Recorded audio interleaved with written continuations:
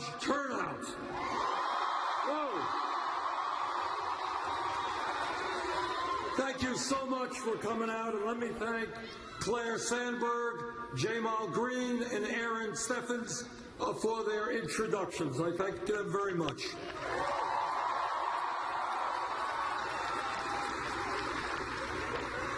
Jamal and I think and Aaron made an important point, and that is, in a sense, democracy is a pretty new idea historically. You know, we used to live in a civilization 200 years ago, 100 years ago.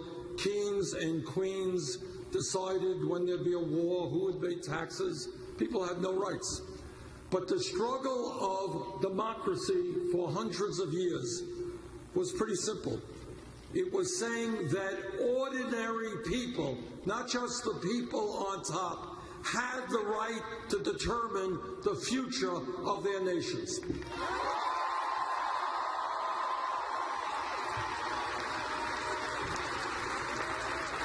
Now, that is a radical idea. That in America, it shouldn't just be a billionaire or Wall Street that is able to contribute hundreds of millions of dollars to the candidates they like, but ordinary people, young people, working people, senior citizens who are able to say, this is my country, this is where I want it to go.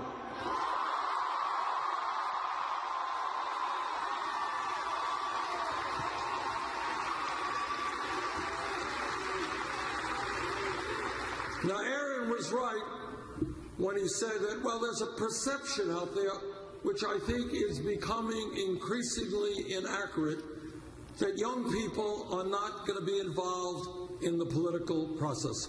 What I have seen from coast to coast is that young people are standing up and they're saying, you know what, I don't want to leave school $50,000 in debt.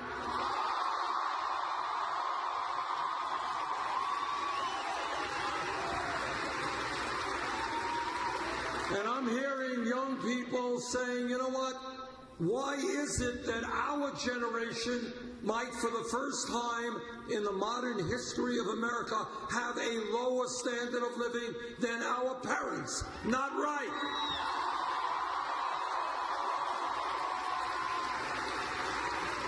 Why is it, say many young people, that after getting a good education, spending a lot of money to do it, we can't find jobs commensurate with our education?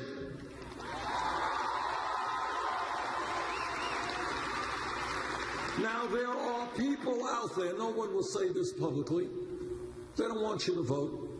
They don't want you to participate in the political process because they want to make all of the decisions for you.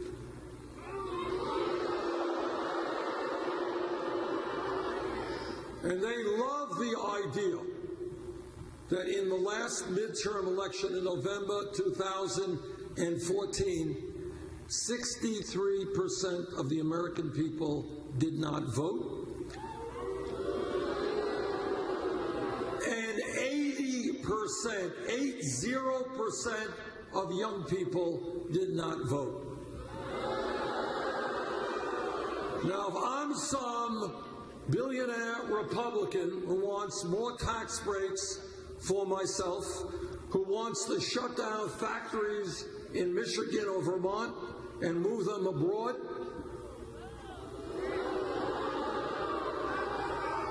who refuses to raise the minimum wage, who wants to throw millions of people off of health care, the last thing in the world that I want is young people standing up and fighting back.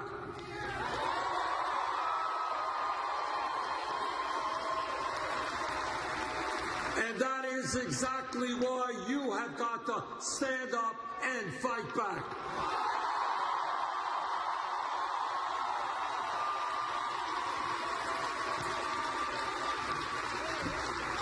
If you do not stand up for your rights, let me tell you, the billionaire class and their lobbyists and the big campaign contributors, they are not going to stand up for you. You are going to have to do it yourselves.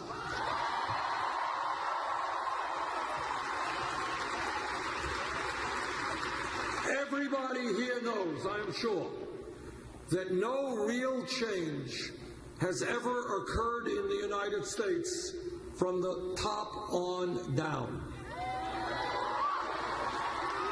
The history of change is struggle from the bottom on up.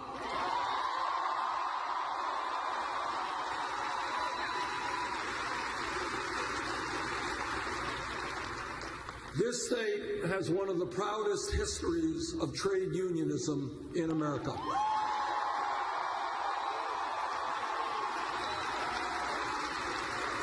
And all of you know, whether it was the UAW or other unions, that workers were beaten, sometimes killed, sometimes jailed, because they said that workers are human beings, not animals. They are entitled to dignity and rights, and they will engage in collective bargaining.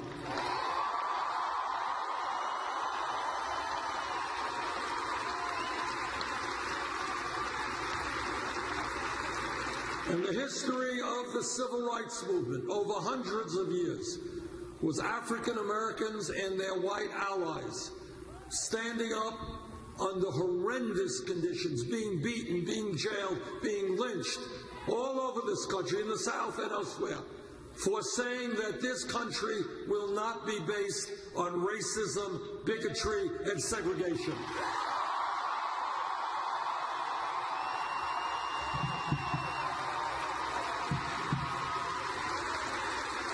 And that's how change comes about. Change comes about when millions of people look at the world and say, you know what? The status quo is wrong. Same thing for the women's movement. Do you all know that 100 years ago today, women in America did not have the right to vote? Could not go, it's true, it is true, could not go to certain types of schools, could not do jobs, certain types of jobs were not open to women. And what happened? Women by the millions and their male allies said, you know what? In the United States of America, women will not be second-class citizens.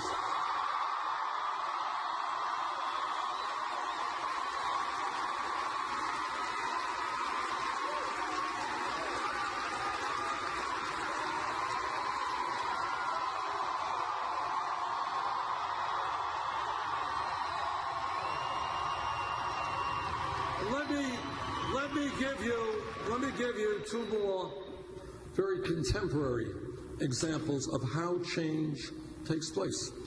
If we were in this room, this audience, 10 years ago, not a long time, and somebody jumped up and said, you know, Bernie, I think that by the year 2015, gay marriage will be legal in 50 states in this country.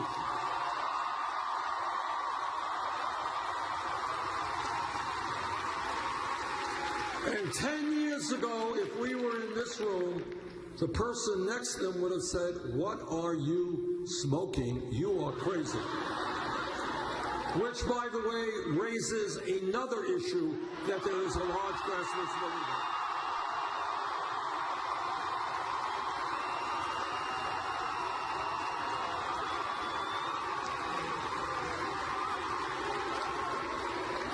But the point is here, and boy, this was a difficult struggle.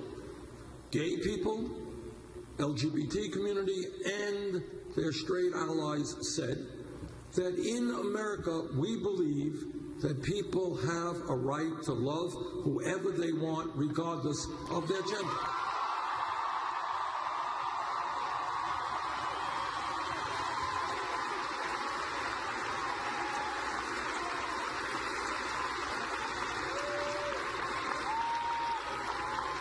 And I'll give you one more example to try to explain, in my view, how change takes place.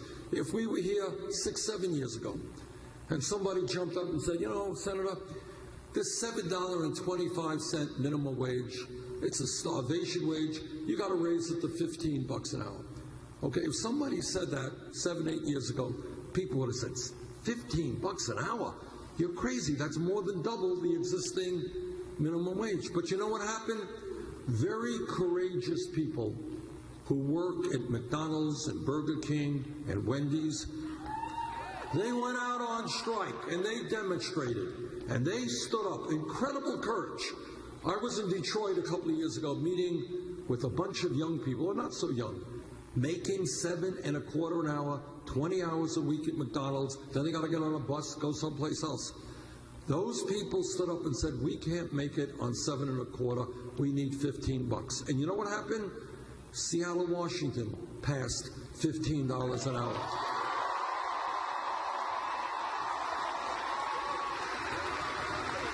San Francisco, Los Angeles, New York.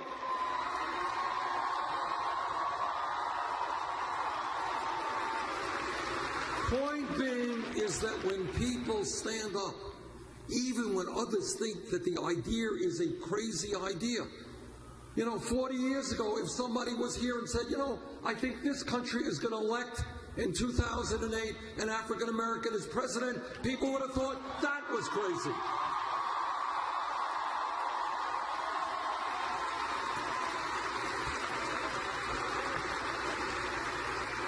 Point is, that is how change takes place. Have a vision, be prepared to fight for that vision, understand that it won't come overnight, but keep your eye on the prize and we can make extraordinary things happen.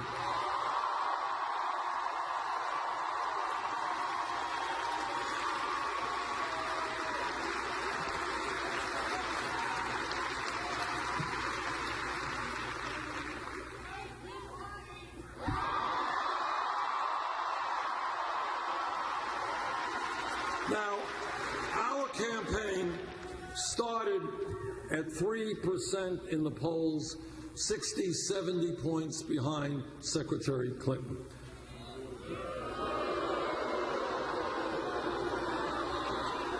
We have come a long way in 10 months.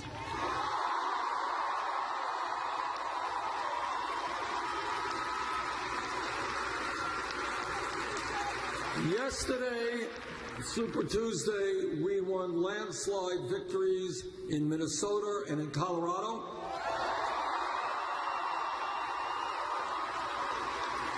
We won a very good victory in Oklahoma. And we won by 70 points in my own state of Vermont.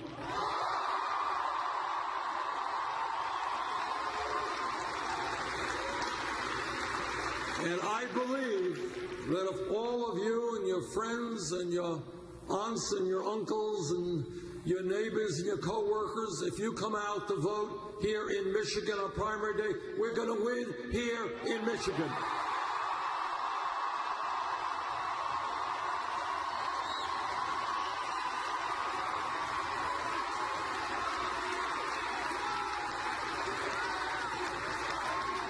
Now, the reason why our campaign is doing as well as it is pretty simple. We are listening to the people of America rather than wealthy campaign contributors.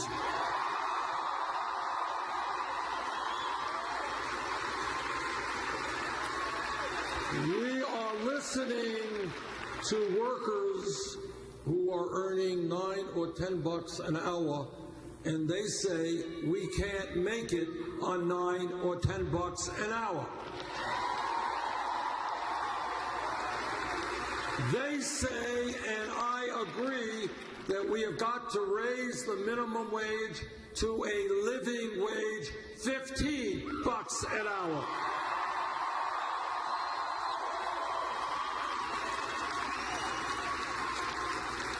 Our vision and our belief in America in the future has got to be that anyone who works 40 or 50 hours a week does not live in poverty.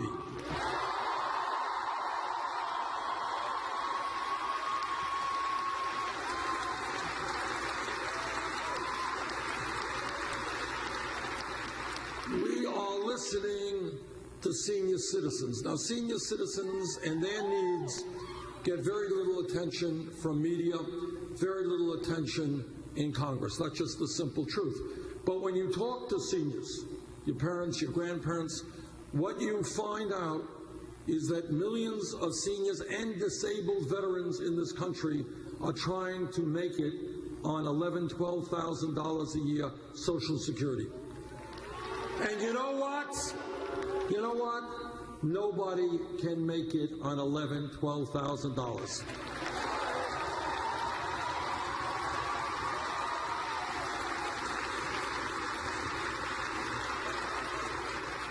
A great nation is judged not by how many millionaires and billionaires it has, but by how it treats the weakest and most vulnerable amongst us.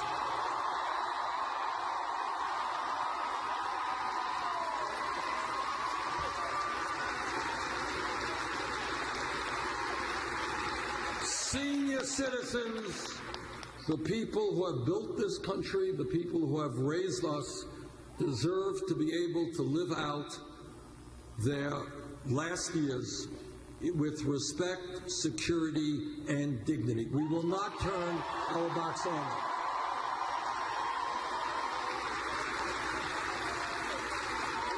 Now, Republicans, most Republicans, if you can believe it, want to cut Social Security. Well, I've got bad news for them. That's right. Not only are we not going to cut Social Security, we're going to expand Social Security benefits.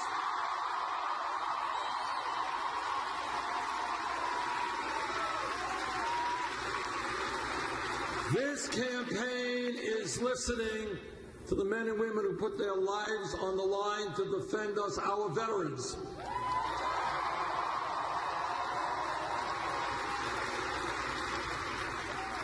You cannot ask more of a person than to put their lives on the line. Our veterans are entitled to the health care and benefits that they earned.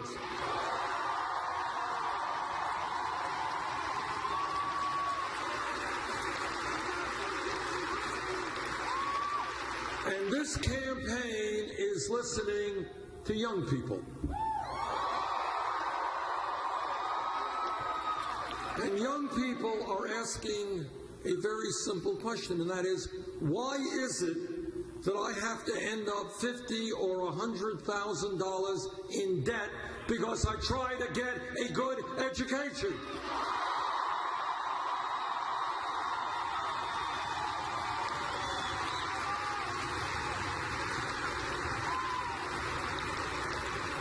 Stop and think for a moment. This is what I mean by thinking outside of the box, thinking outside of the status quo. Everybody here knows that education is inherent to us as human beings. Learning is what we are about. And you also know that we live in a highly competitive global economy where we need the best educated workforce in the world.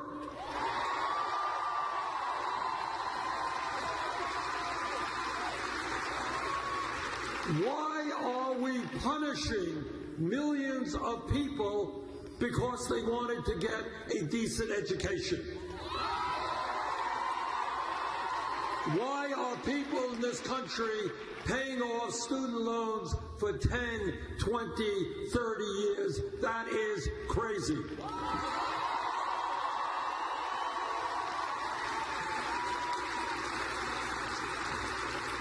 Now, here's another idea. Some of you may think it is radical, but it is not. And that is, today we look at public education as free education for kids from first grade through 12th grade.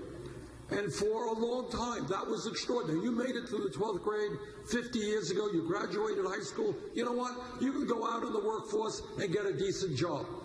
The world has changed.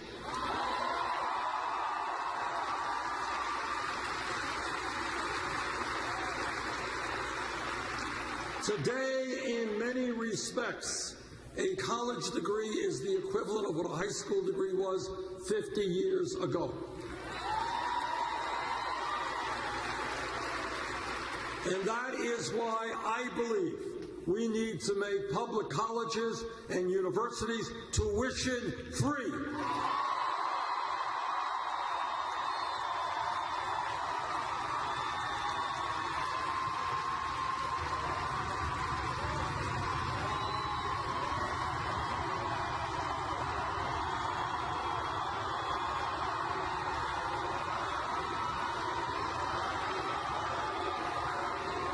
Now, this is a common sense idea. With a changing economy, you all know that people need more education. That's simple enough. Second of all, it's not a radical idea. Germany, Scandinavia, countries all over the world are doing it today. Thirdly, and this may surprise you, 50 or 60 years ago, the major public colleges and universities in America were virtually tuition free.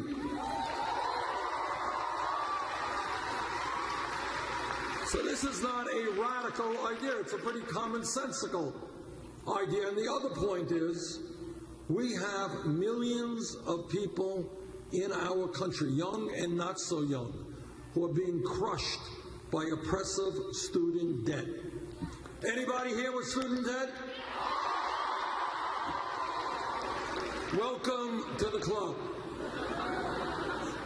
All right, our legislation, A, makes public colleges and universities tuition-free, B, substantially lowers student debt, and 3, we pay for it. How do we pay for this? Well, all of you know that 10 years ago or so, Wall Street's greed and recklessness and illegal behavior helped destroy our economy. They went to Congress for a bailout. Well, in my view, now it is Wall Street's time to help the middle class of this country.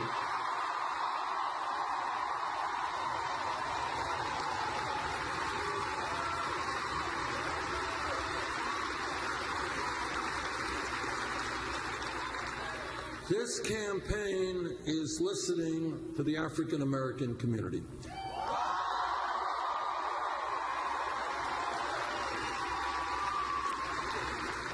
And what the African American community and others are saying, and again, I want you to think outside of the box and see how crazy this is. What African Americans are asking is, how does it happen in America, the wealthiest country in the history of the world today, that we have more people in jail than any other country on earth?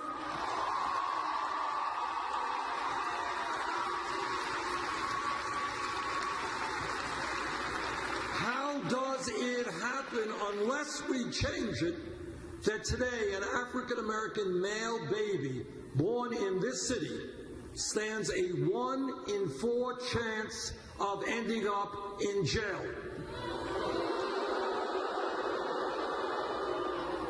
We have a broken criminal justice system.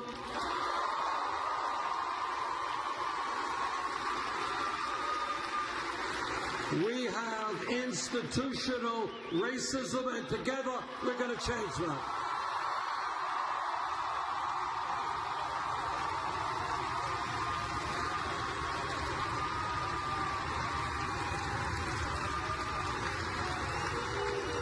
This campaign is listening to our brothers and sisters in the Latino community.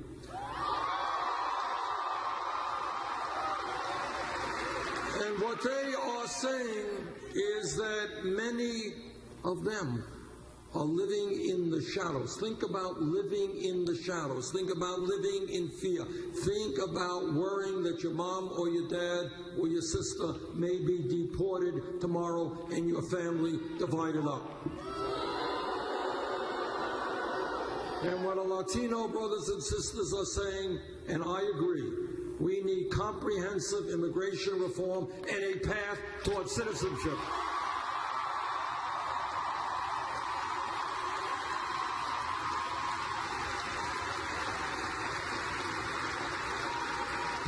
As I go around the country, we have also had the privilege of meeting with many Native Americans.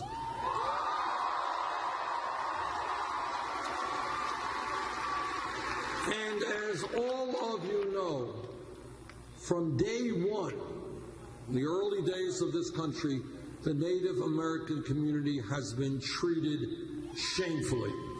Shamefully.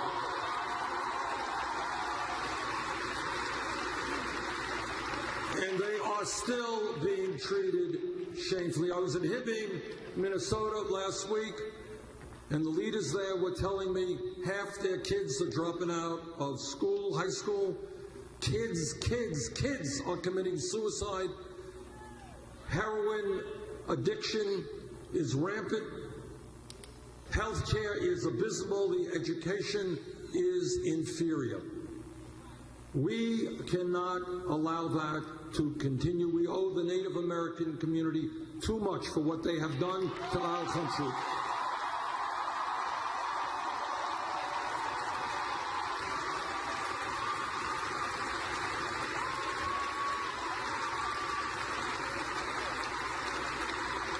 Now, I am the only candidate for president that will tell you a truth which is not necessarily a pleasant truth, but it's important that you know it. And that is that no president, not Bernie Sanders or anybody else, can do what has to be done for the middle class of this country alone. Can't be done alone. And the reason for that, and here is the unpleasant truth, is that Wall Street has unlimited amounts of money, unlimited. Corporate America, whose greed has done so much harm to this country, who would shut down a plant in Michigan tomorrow and move to China if they can make $5 more in profit, their power is enormous. The major donors, the billionaires who make huge campaign contributions, enormous power.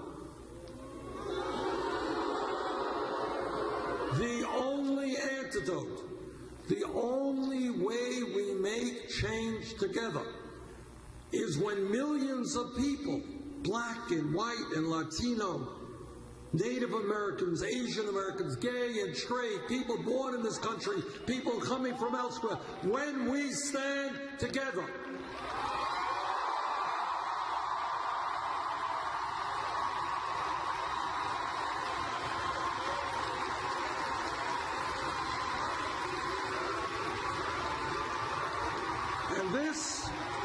The idea of a political revolution is not complicated.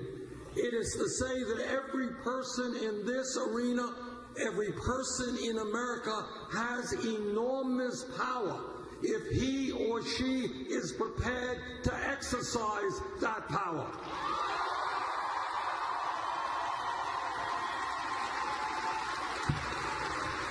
And that means when some of your friends say, hey, what did you do today? And you said, well, I went to a political rally. And they say, boy, are you dumb? Get a life. Tell them that if they are worried and concerned about paying off their student debt, getting a decent job, women's rights, gay rights, worried about the climate and climate change,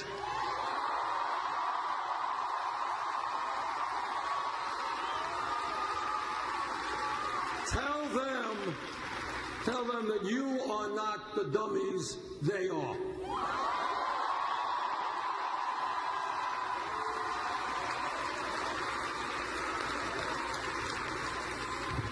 Now, let me say a word about some of the differences that exist between Secretary Clinton and myself. Now, here is a major difference. I don't know if any of you saw the Oscars the other night. Did you see them? Okay. You may have seen a guy named Adam McKay, he's the screenwriter for a very good film called The Big Short. Did you see that? If you have the time, check it out. It's a really good film. And this is what he said. He got up there and he used his minute in front of the cameras and he said, quote, most of all, if you don't want big money to control government, Don't vote for candidates that take money from big banks, oil, or weirdo billionaires.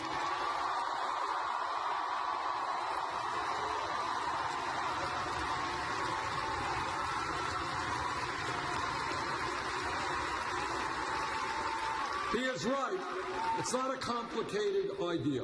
Now, when we started our campaign, we had to make a very simple decision. And the decision is that if you run for president, sadly, you need to raise hundreds of millions of dollars, if not more than that. And we had to make a decision. What are we going to do what virtually every other campaign did and establish a super PAC and beg Wall Street and corporate America for money? You're right. No is the answer. And we chose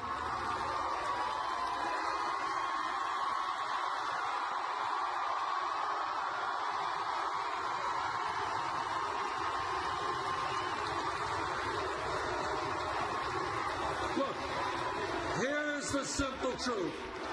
Simple truth is I do not represent Wall Street, corporate America, or billionaires. I don't want their money. We don't want it.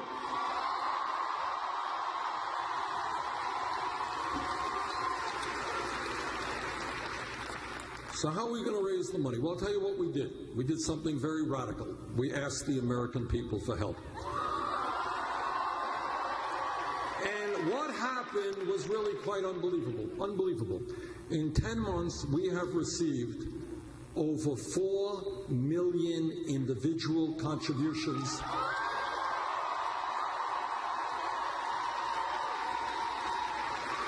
That is more individual contributions than any candidate in the history of our country at this point in a campaign.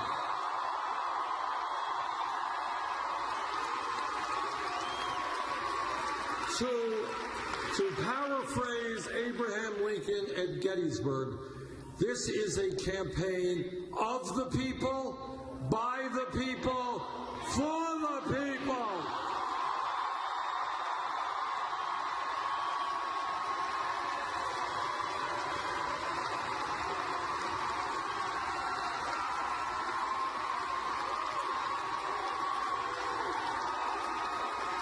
Now, Secretary Clinton has chosen a different approach. She has several super PACs, and the last financial report listed $15 million coming from Wall Street into her super PAC. Also raised a lot of money from the drug industry, from the pharmaceutical industry and drug companies, raised money from fossil fuel industry. Also gave speeches on Wall Street for several $100,000 a speech. Now, here's my view on that. If somebody is going to pay you $225,000 to give a speech, it's probably a really, really good speech. And if it's such a good speech, you'd want to share it with the American people. Let them see the transcript.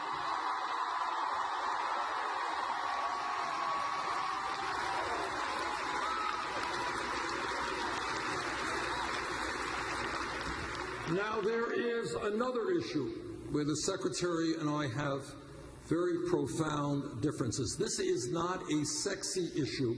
It is not covered by the media, but it is an enormously important issue, and that is our disastrous trade policies.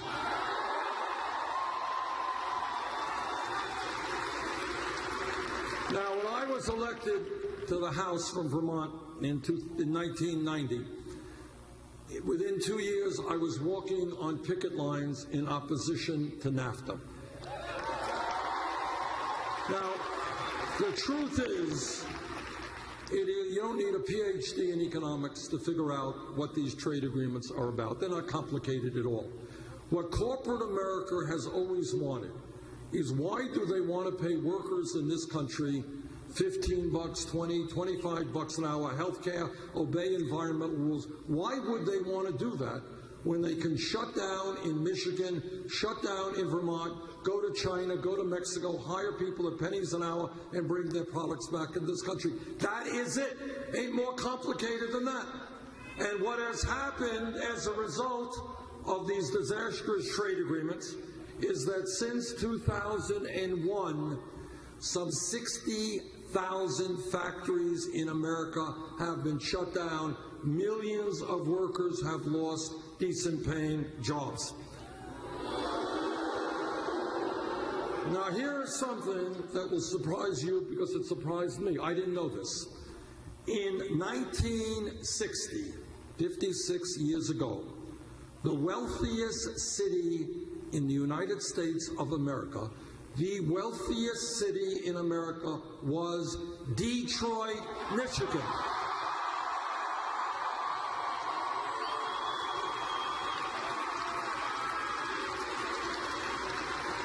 In 1960, Detroit was the wealthiest city in America. General Motors was the largest private employer in America. Today, Detroit is the poorest big city in the United States with a poverty rate of almost 40%. From 1998 to 2011, half of Detroit's auto workforce lost their jobs. In fact, over the last 15 years, the great state of Michigan has lost 1/3 of its manufacturing jobs. Now, not all of that is attributable to trade. Companies go under for a number of reasons, but a lot of it is. I have opposed NAFTA, CAFTA, permanent normal trade relations with China. We're helping to lead the effort against the Trans-Pacific Partnership.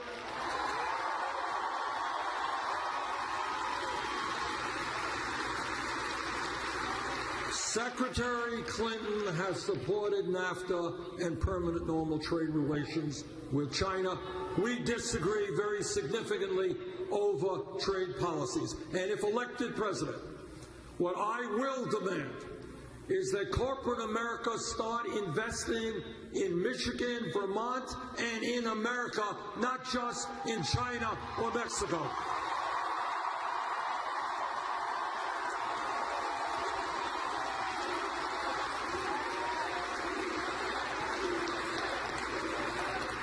All of you know that foreign policy is a very important job of a president.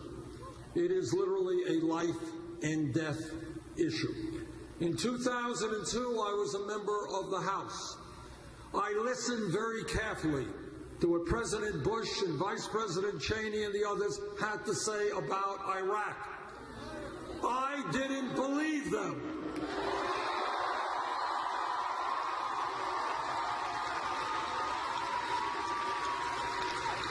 And not only did I vote against that war, I helped lead the opposition to it.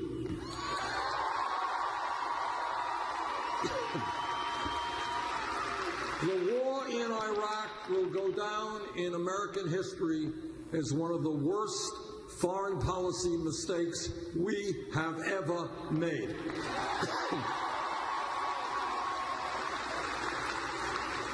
I voted against that war. Secretary Clinton voted for that war.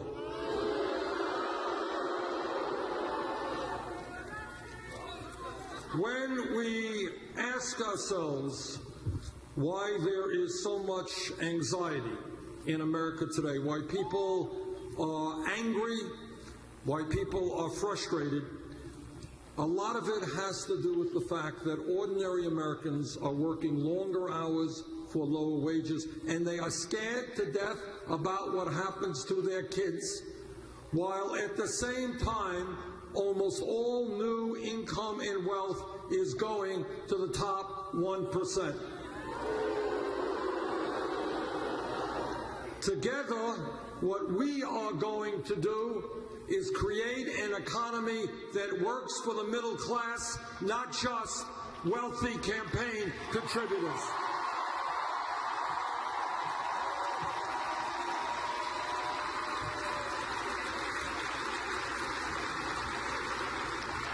A couple of weeks ago, I met with 7 or 8 people from Flint, Michigan. And then last week, I did a town meeting in Flint.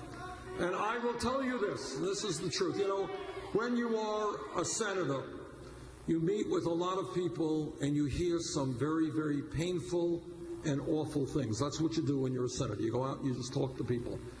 I cannot recall in my political life ever hearing such an outrage as to what I heard from the people in Flint.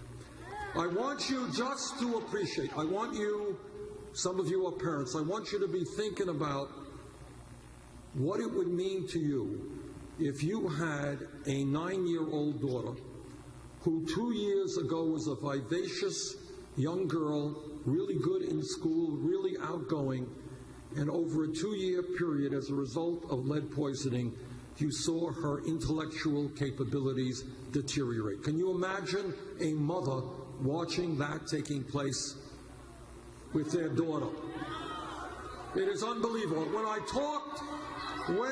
talked to these people, honestly, I had a hard time believing, this is true, that I was listening to people who lived in the United States of America in the year 2016. It was beyond belief.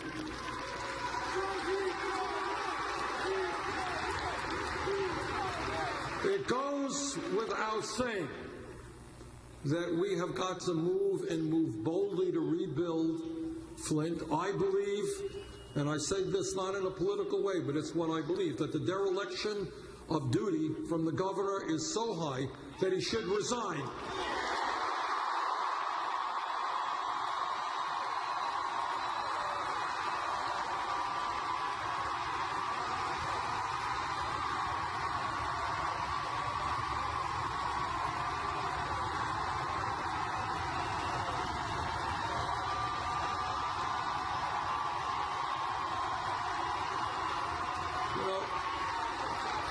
I believe that a resignation would be a good start for him to be saying, okay, we screwed up badly. We need to go forward in a very different way. I accept my responsibility. So I hope that he will resign.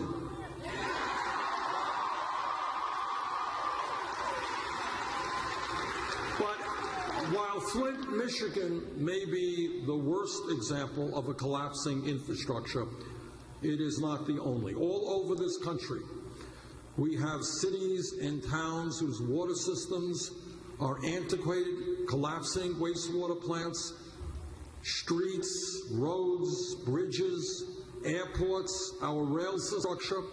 We can create 13 million good-paying jobs doing that.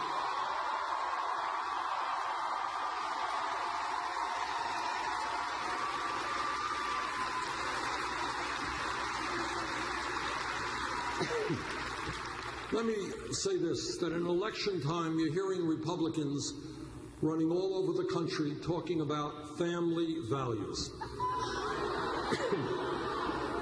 They just love families, you betcha. But I want everybody here to be crystal clear as to what they mean when they talk about family values. What they are talking about is that no woman in this arena, in this state, in this country, should have the right to control her own body. I disagree.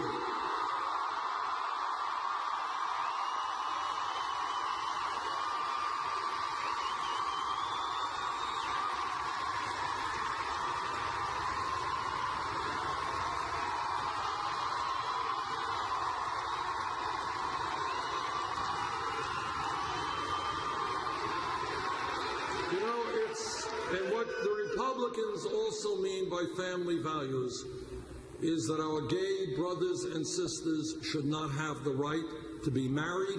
I disagree with that.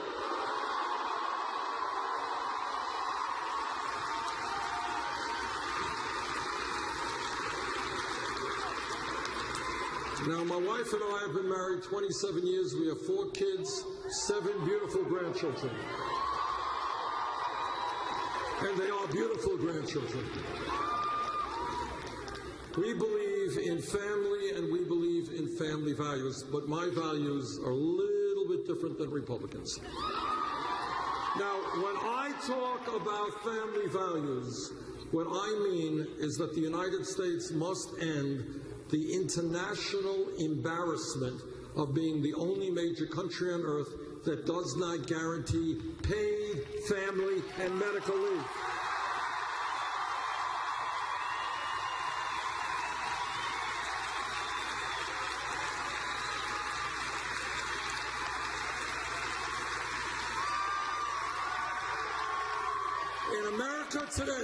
In America today, in Michigan today, and in Vermont today, a woman is having a baby. That's a pretty big day for the family, pretty big day for the baby. But here is what is not so funny, and that is if that mom is working class or low income, she, within a week or 2 weeks, may have to separate herself from her newborn baby and go back to work to earn the income she needs to take care of her family. That's right. It is an outrage, and we are the only major country on earth that allows that to happen. And that is why I believe we must pass legislation now in Congress calling for 3 months of paid family and medical leave.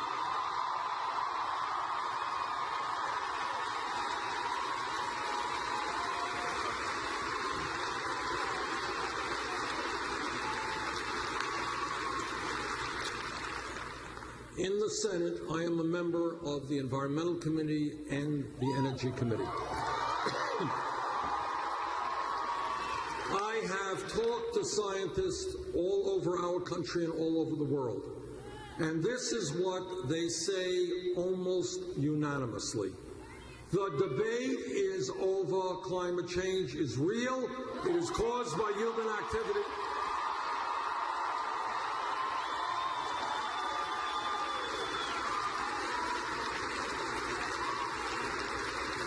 And it is already causing devastating problems in our country and around the world. And this is what the scientists are telling us.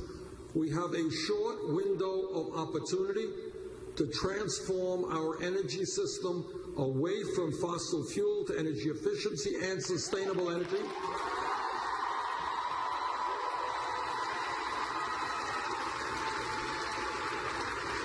And if we do not do that in the very near future, in a very bold way, by the end of this century, our planet, our only planet, will be 5 to 10 degrees Fahrenheit warmer. More drought, more floods, more extreme weather disturbances, more acidification of the ocean, more rising sea levels, more international conflict as people fight over limited natural resources. We have the moral responsibility to make sure that the planet we leave our children and grandchildren is healthy and habitable.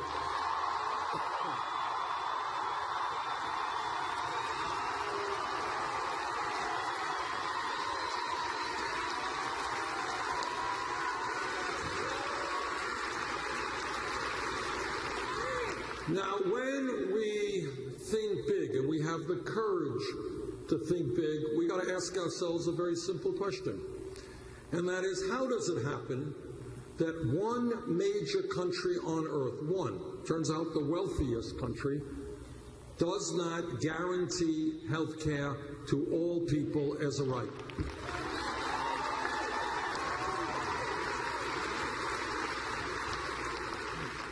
United Kingdom has universal health care. France does, Germany does, Scandinavia does, Canada does, Holland does. Every major country on earth guarantees health care to all people as a right, except the United States of America. Now, I was on the committee that helped write the Affordable Care Act. It has done some very good things.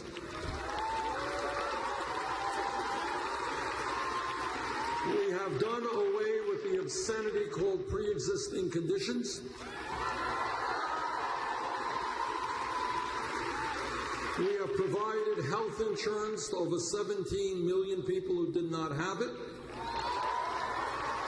We have ended discrimination in health care premiums for women because they were women. All right?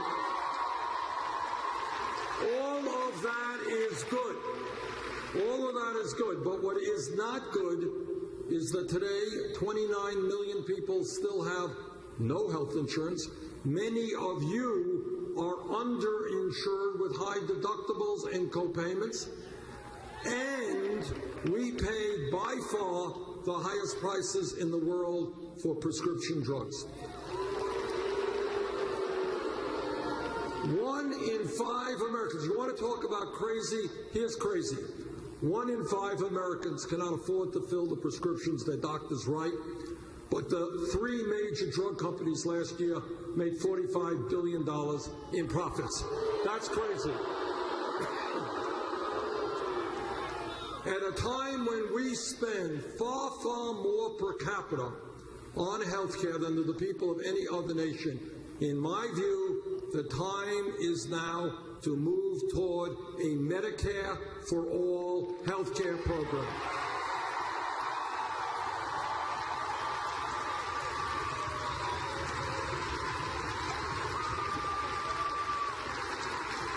Let me make a political observation right now, and that is I am often attacked, and people say, well, Bernie, you're a nice guy, you got good ideas, but you're not electable. You can't win a general election.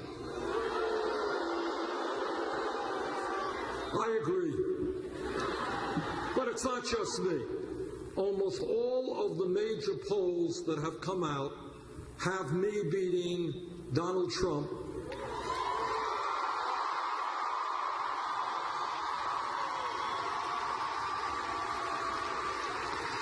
In fact, there was a CNN poll just out, I think, yesterday. Hillary Clinton was doing well. She was beating him by 8 points. I was beating him by 12 points.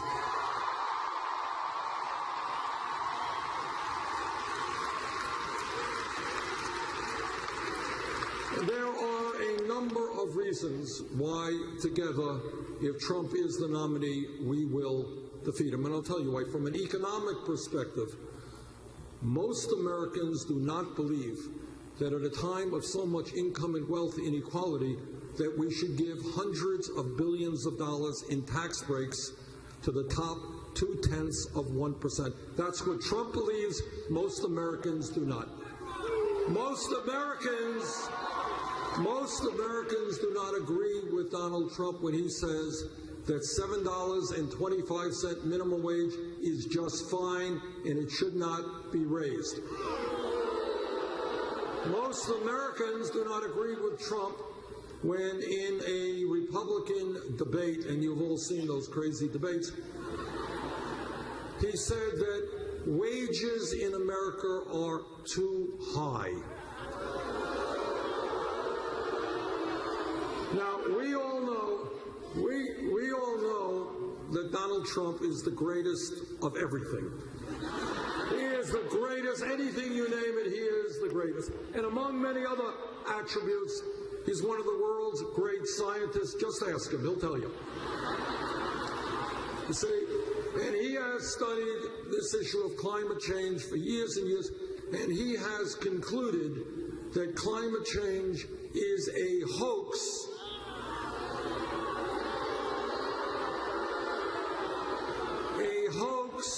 Created by the Chinese. Now, I found that very weird. The fact that he thinks it is a hoax is not surprising. That's what most Republicans think. But that he thought it was created by the Chinese shocked me, because I thought he would have thought it was a hoax created by the Mexicans or Muslims.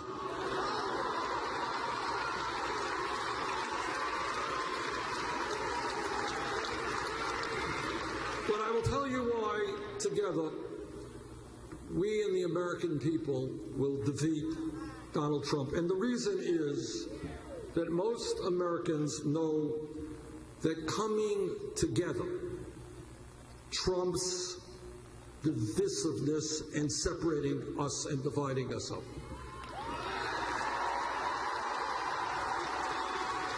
Most Americans know that community and helping each other trumps selfishness.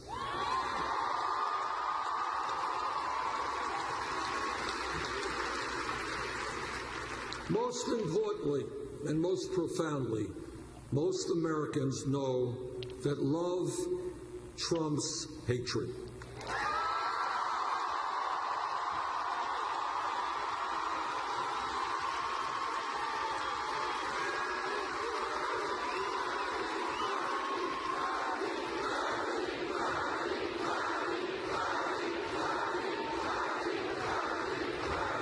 The great state of Michigan can play a profound role in transforming America, in helping us to go forward in the political revolution. But it will not happen unless we win the primary here. So please come out and vote. Thank you all very much.